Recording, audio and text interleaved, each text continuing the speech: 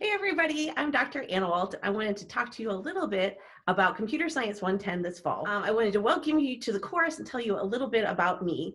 I've been at UMW for 21 years and Computer Science 110 is like my favorite class to teach. So I'm really excited to be teaching it with you this fall. The thing that I really love about computer science and specifically this class is that computer science is really about problem solving, and it's kind of like a series of puzzles and you have to figure out the solutions to them, and I absolutely love that, and I hope that you really enjoy it as well this fall. I wanted to talk to you today a little bit about the class format. I know online it looks like our class is going to meet 100% live in person, and unfortunately that's not the case.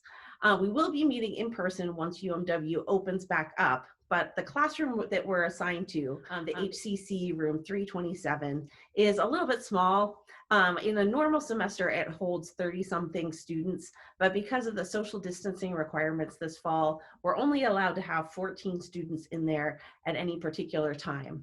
And so once UMW's campus opens back up, we'll be meeting live in person, and we'll have the class divided into half. The first half of the alphabet will attend on Mondays, and then the second half of the alphabet will attend on Wednesdays. The content of both of those days will be identical, so you're not missing anything if you're assigned to Monday versus Wednesday or Wednesday versus Monday. The content of those days will be identical. And then during our class period on Friday, I'll host a live extra help session on demand for anyone who feels like they need additional help or support with assignments. So that'll be available by sign up only. If it happens that more people want to attend than there are spaces or seats in the classroom, then we'll schedule an extra online help session over the weekend so that everybody can get their questions answered and get the support that they need. Now, some students are feeling really gung-ho and ready to get back to live in-person things on campus. Other students are feeling a little bit hesitant about being back on campus. And so we want to support whatever you're feeling. The computer science department is offering this course in a wide variety of formats. This particular section is the only one that's a hybrid section, so it's partially online, partially in person. Section 3 is the 100% in-person section. So if you really, really enjoy face-to-face interaction with your peers and with your instructors, you might want to look at Section 3. And if you're feeling a little hesitant about moving back on campus, all of the other sections are 100% online, either synchronous or asynchronous in format. And I'd be happy to give you details about all of those. If you give me specifics about you, I can make recommendations about which section might be a great fit for you. And all of the instructors are committed to supporting students swapping around to best meet everybody's needs. So let me know as soon as possible if you do feel like you want to explore a different section. And again, I'd be happy to help you facilitate that. So as we're thinking about getting ready for the semester, you might be wondering what kind of stuff you need for this particular course. So you don't need a lot of stuff, but there are some key items that'll set you up for success. So first, we have a textbook for the course. It is 100% free and available online through the UMW library. You do not need to purchase the textbook from the bookstore or any other source, unless you happen to prefer a paper copy. The one thing that you do need for the fall semester for this course is access to a computer laptop. Your experience will be greatly enhanced if you have your own personal laptop that you can access for this course, because most of the assignments and problem-solving activities that we're going to do involve the computer in some way, and so having access to your own personal device is going to be ideal. Even once we're back on campus and there are computer labs on campus that are available for you, they're going to be a little bit more sparsely populated than typical because we want to make sure that social distancing requirements are followed. And so having your own laptop is going to give you the maximum flexibility and the best learning experience. The second thing that you need is internet access, because we're going to be live on Zoom the first 3 weeks of the semester and also the final week of the semester. And you'll be viewing online videos and submitting assignments online throughout the whole semester. So even though we're meeting partially face-to-face, having reliable internet access is going to be really important. So as you're thinking about returning to campus, I wanted to set you up for success and have you think through a few things.